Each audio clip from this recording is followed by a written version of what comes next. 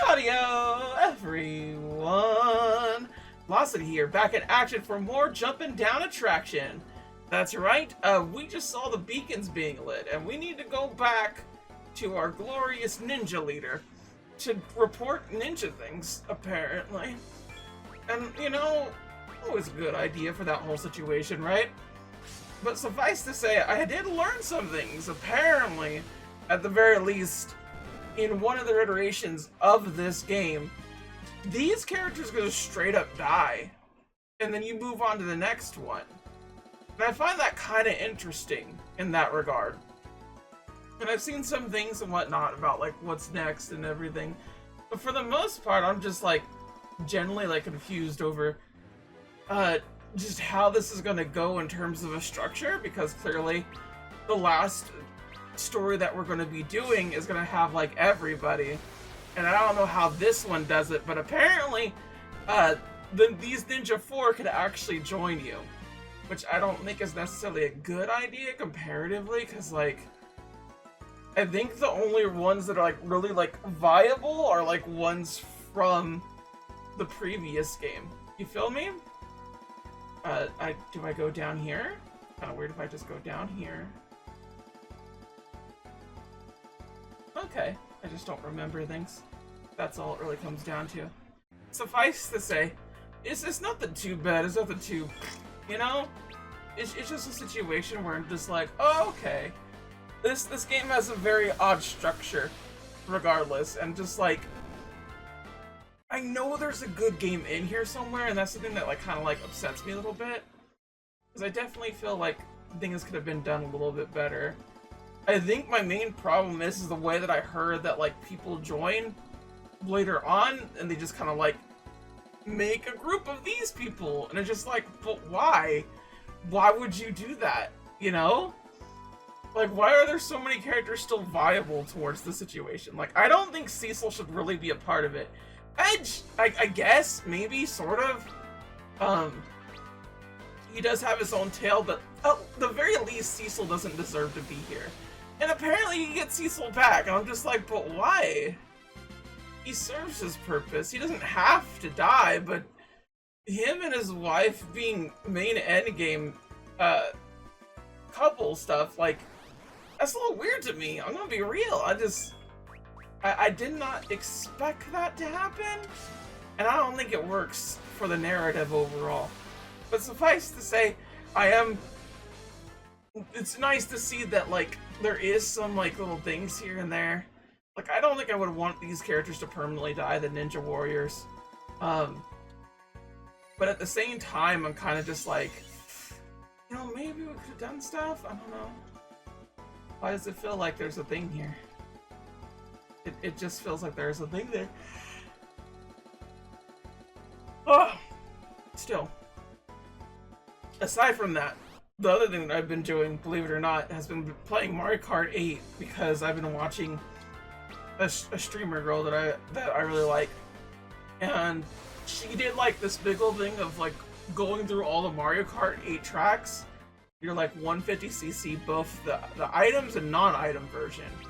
And I was like, whoa, that's really cool, actually. Like, I would never want to do this on a personal level, because I don't like Mario Kart 8 in that regard. If I'm gonna put time and investment, it'd probably be on the DS version, or it'd be on whatchamacalls, Double Dash. I just like those games more on a personal level, but I do acknowledge the fact that Mario Kart 8 is the best Mario Kart game. It's kind of like a no-boner on that, you know? Suffice to say, still one of the situations where like I'm learning to like play Mario Kart 8 again, and I've been having a good time with it. Like, I'm generally like actually having a really good time with it compared to the previous things that I got. I'm like, whoa, this is pretty nice. So, is this the end of her journey? Are you the captain of this ship? Yes, but what is your destination? Mystia, ma'am. I'm actually headed in that direction. Would you mind if I came along with you?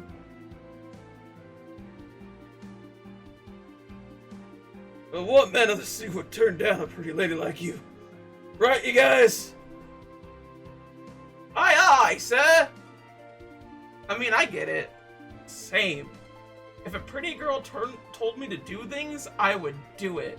I have a personal rule where if a pretty girl asks me to drink, I drink. You feel me? So where are you headed? The land of Elbin. Eblan. Or more like Elbath. If you're in One Piece. Oh. It's so wild. We're currently going to Elbath in One Piece, and I do think it's going to be a fun arc, but I have no idea what's going to be happening. We're near the end of One Piece. That is the current idea here, is that this is the last saga of One Piece. And like, you could be like watching this 10 years down the line going like, oh yeah, One Piece did end, didn't it? I'll be like, yeah, it ended 2 years ago. Huh?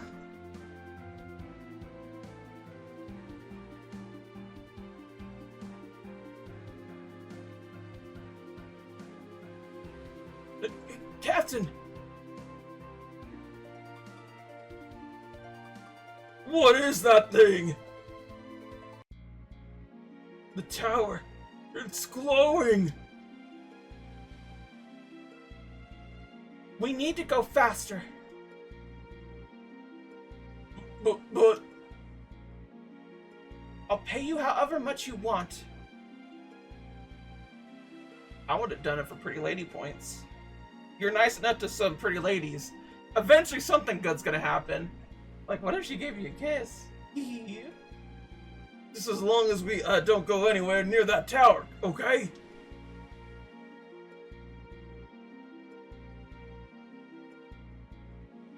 Hang on, Master Edge. Izuyoi is on her way. She has such a crush. She has such a crush. Like, damn, girl. You really want it. And now the king himself is edging in his bedchamber. Oh, no, wait. No, I read that wrong. Moon is getting bigger and bigger. Could that be the same moon? The one that was home to Galbaz and Fusuya? I don't remember Fusuya.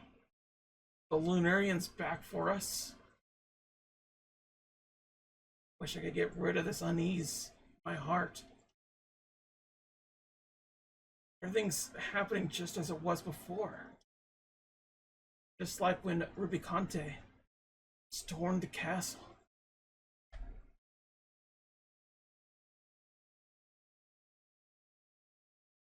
God,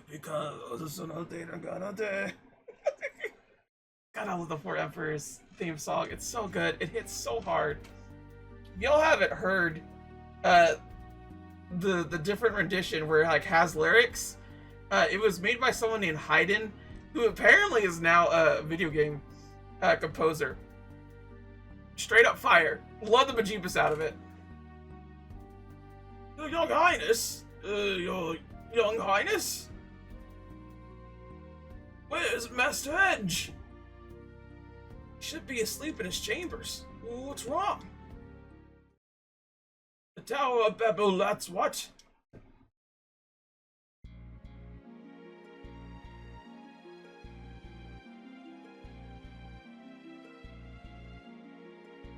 I knew it. It's back. The Tower of Babel.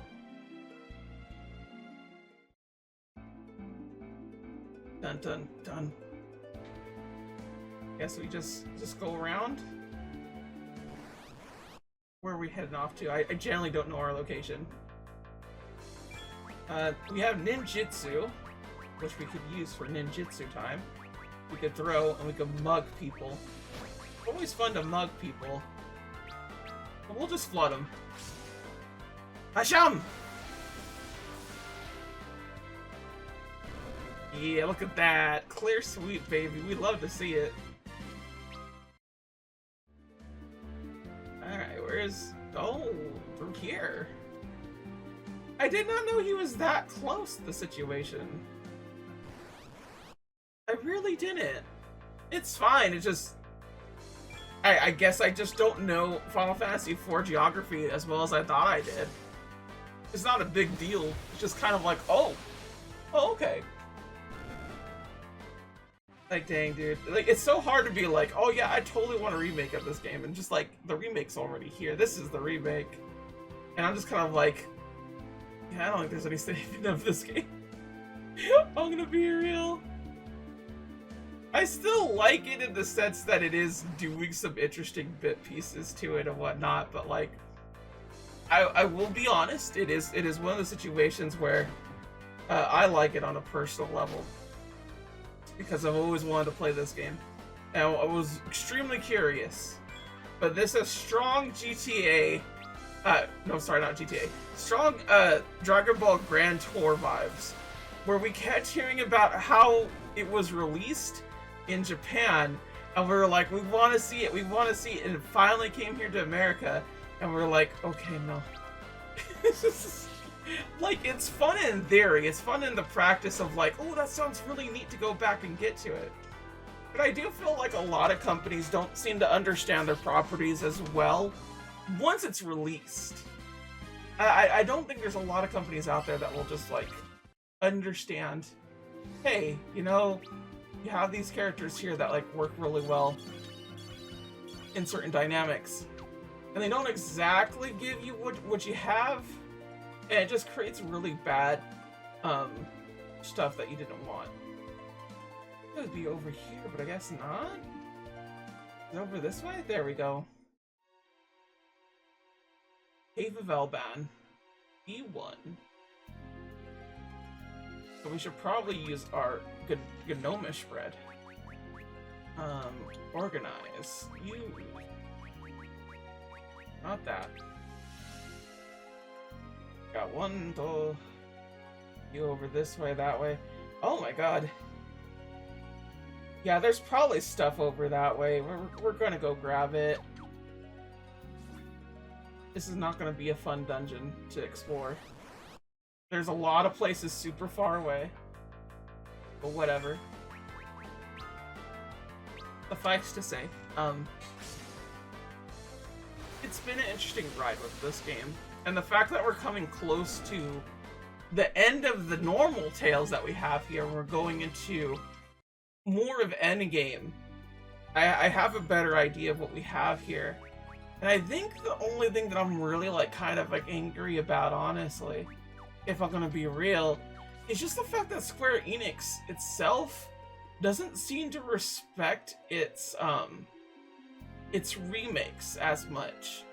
Like, we literally had to get pixel remasters because they fucked up Final Fantasy with their HD graphics, quote unquote. It's generally insane to me that that happened. That we just got a situation where they're like, oh, yeah, we kind of made this bad, huh? Let's remake them again.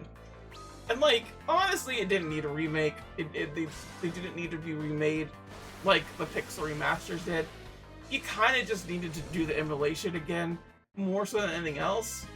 Maybe not Final Fantasy 2. Final Fantasy 2 probably could have used the PS2 versions if it doesn't already. But PS1, PS2 already have the remake. I think the pixel remaster just restored some things, honestly. If I remember things correctly.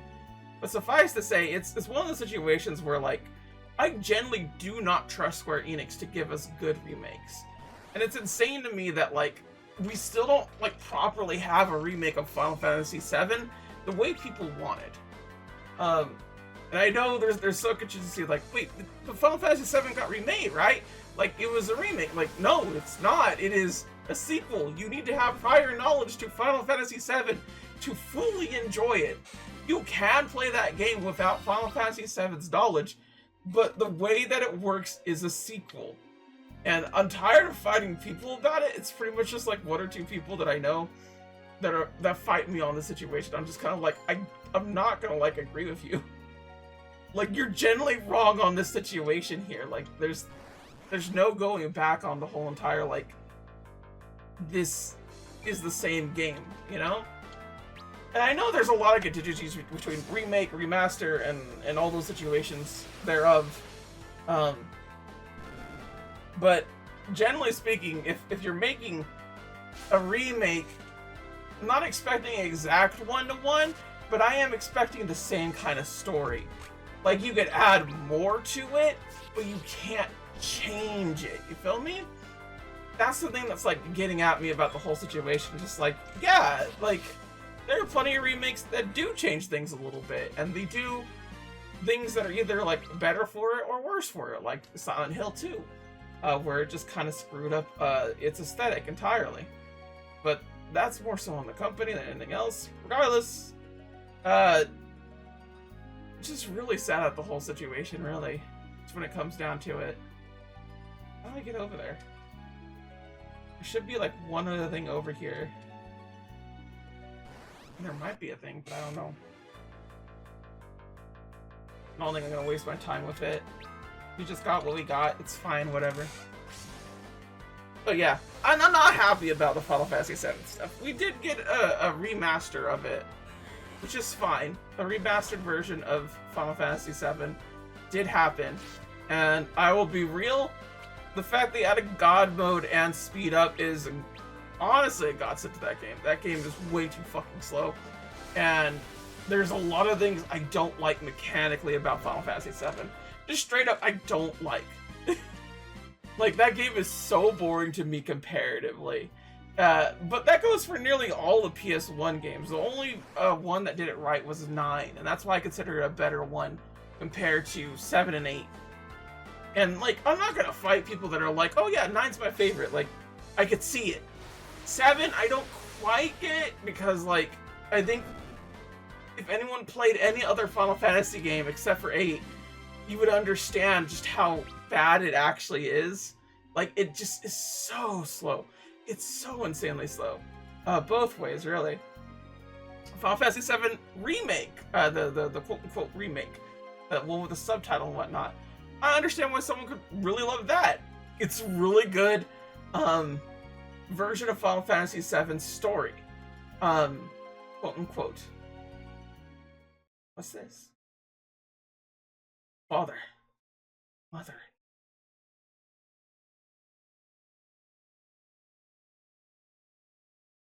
You're buried out of sight, just as you request. Father, you to the end. You ever get lonely all the way down here? Now the tower has been set into motion once again. I know what all this means already. I swear I won't let anyone go through that again.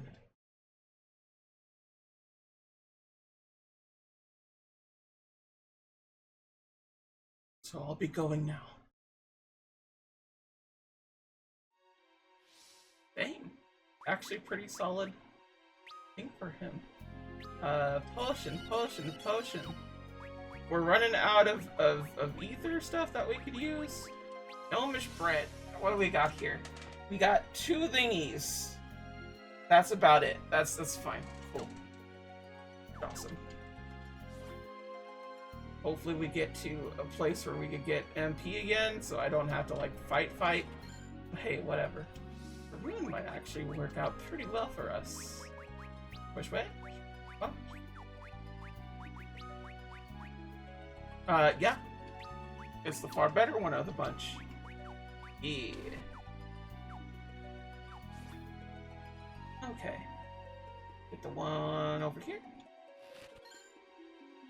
I don't know why there was 500 gil there, but sure, fine, thank you. Thank you, game. First path. Oh no. Do one of them. Let's do this again. Gnomish bread, because we can. Oh, look how many more there are. Why is there so many? That is insane. Look at that. Complete. We missed one, but I had no idea how to get to it. There are probably a few ways that I probably could have, but eh.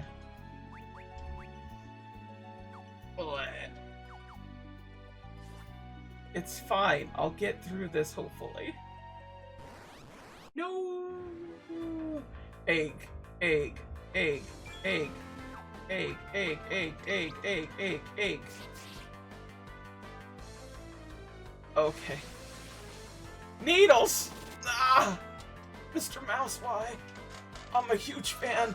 Here's a chili dog. Jeez. Rude. Definitely wish more Final Fantasy games had this art style. I'm gonna be real. Super adorable, and I'm really sad that they don't make more of them. It's just really cutesy. I think it works incredibly well for the older games. Like, if you ask me, like, what the Pixel remaster should have actually been, it should have been this. Because this art style is really cute. It's still akin to how Final Fantasy would look. And I would love for a Final Fantasy VI remake of this game like this. And I don't understand why Square Enix literally got asked the question, hey, if we made Final Fantasy VI again, it would take too long. It would take like 10 years. And I'm kind of thinking to myself, why? You just give it something like this and people will love it. The gameplay and everything is pretty much a classic. No one's asking you to do what you did in Final Fantasy VII Remake. No one wanted Final Fantasy VII Remake the way that you did it. Both ways. Both as the sense that, like, you made it and, like, it's different combat and everything. Not to say that it's not bad combat, but the sense that just, like, motherfucker, no one asked. No one asked you to do this. It's like seeing, like, a really, like, anal student just, like, going into, like, a science fair project going, like, I have to do all these things. Like, no, you don't. You just have to pass the grade. Why are you, like, trying to solve physics, you know? That shit's wild to me. That you would just put in so much effort to something that, like, people did not ask of you. When people just simply asked, can I get a remake of Final Fantasy VII? Because the JPEGs are just kind of weird. And, like, a remastered's fine to a degree. Like, it works in the sense that it makes it more accessible, but... be real, it's not that, it's just, you know, it just kind of doesn't work so well. And it makes me sad that, like, the graphical advantage that Final Fantasy VII had, I will never get to experience it. And it's, like, not even in the sense that, like, I wasn't there for it. It's more so, I never experienced it in the sense that other people did. Like, I literally have gone over to, not a friend's house. I want to say it was, like, my mom's friend's, like, son or something. And he insanely wanted me to, like, really like Final Fantasy VII. And I just did not care. I thought it looked ugly as fuck. And, like, he made me play through, like, the first part of Final Fantasy VII. I'm like, nah, you'll love it, you'll love it. And, like, I didn't. At no point in time was I having a good time with it. And that was just the case. It's just, like... like, there was nothing, like, on a graphic par with that. And, like, it's not like I needed Final Fantasy VII to be remade to that same degree. It is neat. I will give it that. The combat for Final Fantasy VII titled Remake, really cool looking. I do want to play both those games when I am able to. Same with the third game that's going to come out eventually, I guess. But to me, it's really weird that they just kind of decided to do that, and just like, but I'm satisfied with this. This is neat enough for me. You know, I like this. This is really cutesy. It's fun. It's neat. Like, it does enough, you know? And it's like this whole entire thing that, like, has been going on with a lot of other shit that just, like, really gets my goat. Just completely. I'm so upset over the whole situation, because, like, oh, I didn't want auto battle, but we could auto battle? Didn't know that. I didn't know we could auto battle. That's fine. Just learned about a feature, like, probably 3/4 the way through a game. probably learned about it and I just turned it off forever or something. It's fine. But because we live in a capitalist society, a lot of things happen for various reasons. One of those is the ballooning of just how to spend things to make money. And it's really unfortunate in that regard because, like, a lot of Final Fantasy does not really need to be that high-tech AAA industry shit that we need. It could be something like this. I liked Bravely Default. Bravely Default's one of my favorite games of all time. Still not played Bravely Second. Did not like Bravely Default 2, though. I will say that. I played Bravely Default 2. I even streamed that sucker. Didn't like it. I don't think it's a good game. I do think it's super neat and interesting. You can actually beat it, like, when the final boss shows up. That's really cool. But I'll be real. A lot of the stuff that was about it just was not interesting comparatively. Bravely Default 2 is really neat. In the sense that, like, it has a lot of neat little twists and turns. But once you're done with that, that's it. This ends the conversation. I don't think the story is interesting. I don't think the characters are interesting. They're all very boring. They're all very serious. And that's the problem that I think happens a lot with a lot of Final Fantasy games. They tend to be that way. But I actually do like Cloud the way that he is in Final Fantasy VII. And the way that he's portrayed outside of that is insane to me because he's just kind of sucks ass. Like, completely. It's so sad. It sucks. But Final Fantasy has never had a strong character writing. Never has. If you want character writing, I always say, Tales of, best character writing the whole entire 3 pillar stories of JRPGs out there. And then Dragon Quest has the best mechanics because unlike Final Fantasy, they just stuck to the same thing over and over again.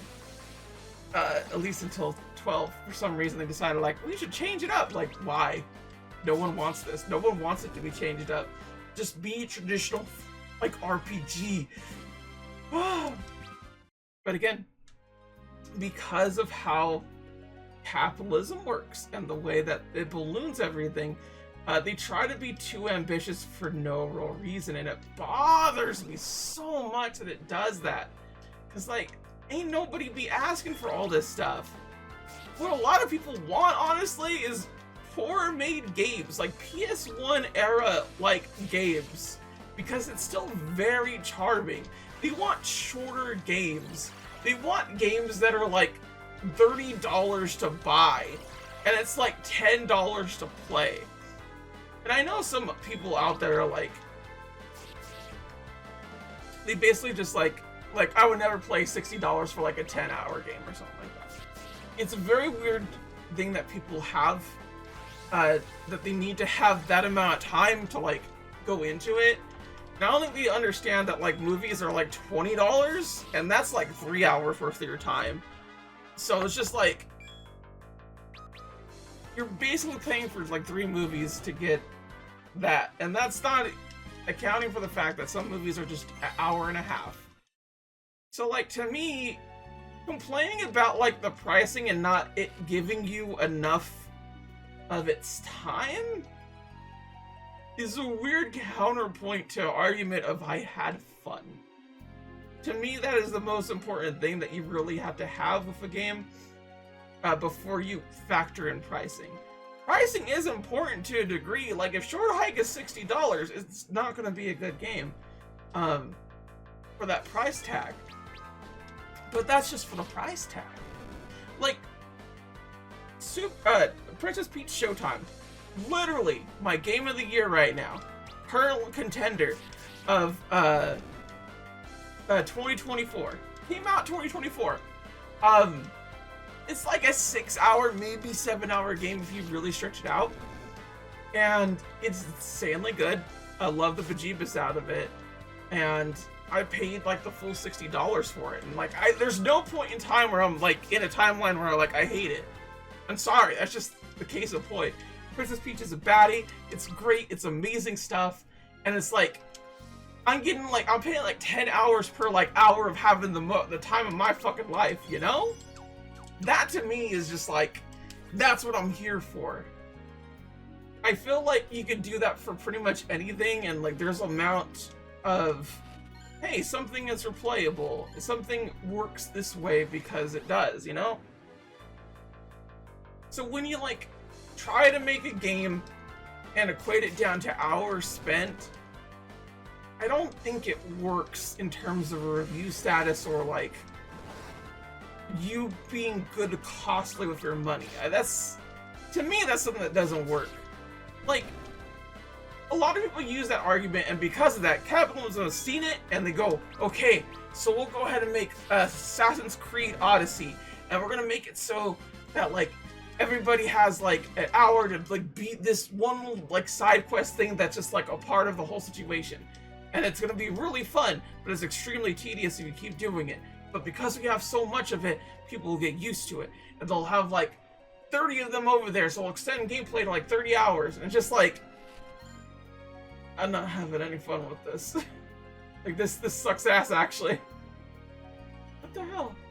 What the hell? I just could just go through here the whole time? Full game. Whatever. But this is kind of my point in the whole situation. It's just it makes me sad that like the AAA industry has tried consistently in gaming to like kind of game the system while at the same time putting in too much money and assuming that's what makes a good game. And that is not the case. In fact, the majority of the time nowadays I'm actually spending just playing like emulated games that are homebrewed onto the Game Boy. You feel me? Like, that's insane to me. That I'm out here going like, yes, let's get some weird ass funky Indian game. Indie game. Although there might be some indie games out there that I've actually played. Like Fenpa or something, I think it's called. Point being, it annoys me that the industry has ballooned so much that we have something like Grand Theft Auto 6. I'm back. To where I first tasted defeat.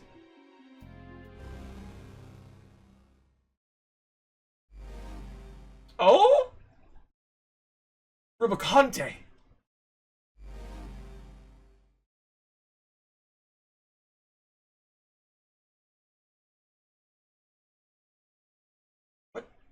What's going on here? Rebecca, no say. You know what? It might be better if we go. No. We go down here because there might be like a little save area, and that would be nice to have. You feel me? I'm hoping that's gonna be the case. But if we're seeing Rubicante again, does that mean we're gonna see the Four Fiends? Because I'm down for just seeing the Four Fiends again. I like the Four Fiends. What is this? Aha! It's a save. Let's go, baby. Alright. We have our edgy boy. It's cool. It's glamorous. But you know what? I think this is enough talking for today. My Grand Theft Auto Grand Theft Auto 6 rant will have to happen later. Until then, though, thank you all for watching, seeing me rant all the time. Like, comment, subscribe if you want to hear more. And yeah, I'll see y'all later, okay? Till then, sayonara. Bye-bye.